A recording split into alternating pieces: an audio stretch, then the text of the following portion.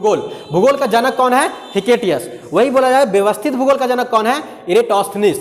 ब्रह्मांड के निर्माण को लेकर बहुत सारे सिद्धांत दिए गए, लेकिन सबसे मान्यता जिस सिद्धांत को मिला वो था बिग बैंग थ्योरी। तो जब आपसे सवाल पूछा जाए कि बिग बैंग थ्योरी का सिद्धांत किसने दिया? जॉर्ज लेमेंतेरे ने दिया। बिग बैंग थ्योरी का सिद्धांत किसने दिया? जॉर्ज लेमेंतेरे ने। ब्रह्मांड के अध्ययन को क्या कहा जाता है? कॉस्मोसोलॉजी कहा जाता है। ब्रह्मांड के अध्ययन को क्या कहा जाता है? कॉस्मोसोलॉजी कहा जाता है। ठीक है। और धूलकण, गैस और डस्ट पार्टिकल, वो सब के समूह को क्या बोलते हैं? आकाश गंगा बोलते हैं, है ना। पूरे ब्रह्मांड में लगभग 100 अरब आकाश गंगाएं हैं। हम जिस आकाश गंगा में रहते हैं उस आकाश गंगा को बोलते हैं मंदाकिनी। तो हमारी आकाश गंगा कौन सी है? मंदाकिनी। ठीक है। मिल्की वे। मंदाकिनी को इंग्लिश में क्या बोलते हैं? मिल्की वे बोलते हैं। ठीक है। उसके बाद अगर हम समझने की कोशिश करें तो उस मंदाकिनी में हमारा क्या है? सोलर सिस्टम, सौर मंडल। ठीक है। सौर मंडल के केंद्र में कौन है? सूर्य है। सौर मंडल के केंद्र में कौन है? सूर्य है। एक इंसान थे जिन्होंने बोला नहीं नहीं पृथ्वी बीच में है। ठीक है। उसको बोलते हैं भू केंद्रित सिद्धांत। वो दिया था टॉलमी साहब ने, लेकिन बाद में आए कॉपरनिकस, उन्होंने कहा नहीं नहीं सूर्य बीच में है। उसको बोलते हैं सूर्य केंद्रित सिद्धांत, हेलियोसेंट्रिक थ्योरी। ठीक है। तो सूर्य केंद्रित सिद्धांत किसने दिया था? कॉपरनिकस ने दिया था। तो सूर्य के चारों ओर जो आकाशीय पिंड चक्कर लगाते हैं उन्हें क्या कहते हैं? ग्रह कहते हैं। सौरमंडल में ग्रहों की संख्या कितनी है? 8 है। पहले 9 थी, प्लूटो को हटा दिया गया। प्लूटो को अब 52वां ग्रह बोला जाता है। ठीक है। तो 8 ग्रह हैं। उसका क्रम अगर हम समझने की कोशिश करें तो बुध, शुक्र, पृथ्वी, मंगल, बृहस्पति, शनि, अरुण और वरुण। बुध, शुक्र, पृथ्वी, मंगल, बृहस्पति, शनि, अरुण और वरुण।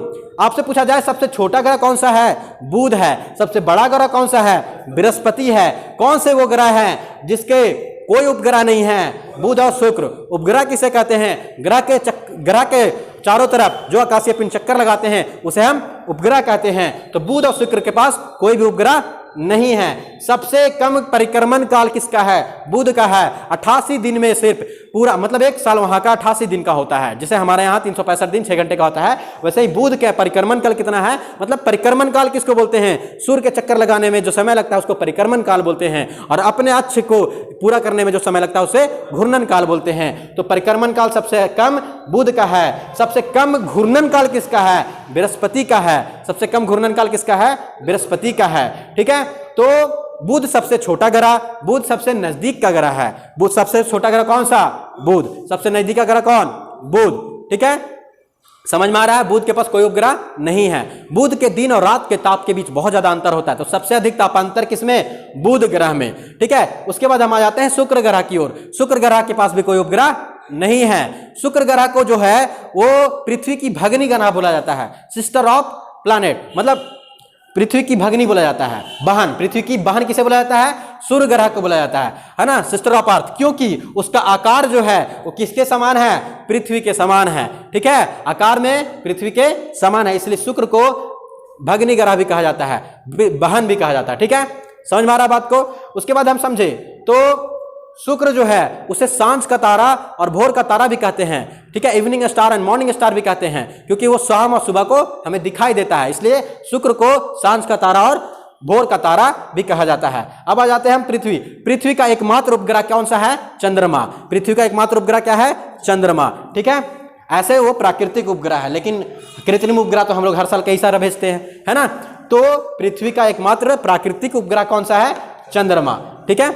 पृथ्वी को नीला ग्रह कहा जाता है क्योंकि यहाँ पे जल की मात्रा है, जिससे 71% जल पृथ्वी को ढका हुआ है, इसलिए वो नीला दिखता है, इसलिए उसे नीला ग्रह कहा जाता है। मंगल को लाल ग्रह कहा जाता है। मंगल को लाल ग्रह कहा जाता है क्योंकि वहां पे आयरन ऑक्साइड की मात्रा काफी अधिक है। ठीक है। मंगल के पास 2 उपग्रह है, फोबोस और डिमोस। मंगल के पास 2 उपग्रह है, फोबोस और डिमोस।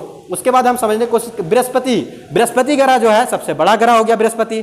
और बृहस्पति का जो उपग्रह है उसका नाम है ज्ञानीमीड, वो सबसे बड़ा उपग्रह है। तो सबसे बड़ा उपग्रह कौन है? ज्ञानीमीड। ठीक है। उसके बाद समझे हम शनि की। शनि जो है उसका एकमात्र उपग्रह उसके पास बहुत सारे हैं, लेकिन सबसे बड़ा शनि का उपग्रह कौन सा है? टाइटन। तो दूसरा सबसे बड़ा उपग्रह कौन है? टाइटन। पहला ज्ञानीमीड। शनि का सबसे बड़ा उपग्रह पूछे तो टाइटन। ठीक है। शनि ऐसा ग्रह है जिसका घनत्व तो जल से भी कम है, मतलब आप उसे जल में अगर रखते हैं तो वो तैरने लगेगा। ठीक है। तो कौन से ग्रह का सबसे घनत्व सबसे कम है? शनि ग्रह का घनत्व सबसे कम है। उसके बाद हम समझते हैं अरुण की ओर। अरुण जो है उसे लेटा हुआ ग्रह कहते हैं। अरुण को क्या कहते हैं? लेटा हुआ ग्रह कहते हैं। उसके बाद सबसे दूर का ग्रह कौन सा है? वरुण है। सबसे दूर का ग्रह कौन सा है? वरुण है। दो ग्रह जो है वो पूरब से पश्चिम की ओर घूमते हैं, शुक्र और अरुण। शुक्र और अरुण जो है पूरब से पश्चिम की ओर घूमते हैं क्लॉकवाइज, पूरब से पश्चिम की ओर घूमते हैं क्लॉकवाइज। उसके अलावा बाकी सब ग्रह जो है वो एंटी क्लॉकवाइज घूमते हैं, पश्चिम से पूर्व की ओर घूमते हैं। यहां तक अगर हम समझने की कोशिश करें तो पृथ्वी के बारे में डिटेल से पढ़ते हैं। तो पृथ्वी जो है, पृथ्वी का घूर्णन काल कितना है? 24 घंटे, लगभग 24 घंटे। पृथ्वी का घूर्णन काल कितना है? 24 घंटे। और परिक्रमण काल कितना है? 365 दिन 6 घंटे। परिक्रमण काल कितना है? 365 दिन 6 घंटे। ये भी लगभग में है, ठीक है। उसके बाद पृथ्वी के बीचों बीच एक काल्पनिक लाइन मान लिया गया जिसे हम 0 डिग्री बोलते हैं, और उसी का नाम क्या है? भूमध्य रेखा या विषुवत रेखा या इक्वेटर, ठीक है। तो पृथ्वी के बीचों बीच एक काल्पनिक रेखा जिसे 0 डिग्री मान लिया गया, वो क्या है? उसे क्या कहते हैं? भूमध्य रेखा। या फिर आपसे ये लाइन पूछा जाएगा कि कौन सा वो अक्षांश रेखा है जो पृथ्वी के 2 भागों में बांटता है, तो क्या बोलेंगे? भूमध्य रेखा, ठीक है। अक्षांश क्या होता है? ठीक है, अक्षांश पूरब से पश्चिम के बीच जो काल्पनिक रेखा भूमध्य रेखा या विषुवत रेखा के समानांतर जो रेखा खींची गई है उसे अक्षांश रेखा कहते हैं। 2 अक्षांश रेखाओं के बीच कितने किलोमीटर का अंतर होता है? 111 किलोमीटर का अंतर होता है। 2 अक्षांश रेखाओं के बीच 111 किलोमीटर का अंतर होता है। कुछ अक्षांश रेखाएं बहुत ही महत्वपूर्ण हैं, जिसमें से 23.5 डिग्री उत्तर की ओर जो अक्षांश रेखा है उसे कर्क रेखा कहते हैं। 23.5 डिग्री नॉर्थ को ट्रॉपिक ऑफ कैंसर कहते हैं, एंड 23.5 डिग्री साउथ को ट्रॉपिक ऑफ कैप्रिकॉर्न कहते हैं। 23.5 डिग्री दक्षिण में है उसे मकर रेखा कहते हैं। समझ में आ रहा है यहाँ तक? 66.5 डिग्री उत्तर में जो रेखा है अक्षांश रेखा उसे क्या कहते हैं? आर्टिक वृत्त कहते हैं। और 66.5 डिग्री दक्षिण में जो है उसे क्या कहते हैं? अंटार्कटिक वृत्त कहते हैं। 66.5 डिग्री दक्षिण में उसे क्या कहते हैं? अंटार्कटिक वृत्त कहा जाता है, ठीक है। कौन सा ऐसा महाद्वीप है जिसमें भूमध्य रेखा, कर्क रेखा, मकर रेखा तीनों रेखाएं हैं? अफ्रीका। अफ्रीका एक ऐसा महाद्वीप है जिससे भूमध्य रेखा, मकर रेखा और कर्क रेखा तीनों रेखाएं गुजरती है, ठीक है। यहां तक समझ में आ रहा है आप लोग को? 0 डिग्री देशांतर, ग्रीनविच लंदन में एक जगह है जिसे 0 डिग्री देशांतर मान लिया गया है, वहीं से समय का निर्धारण होता है।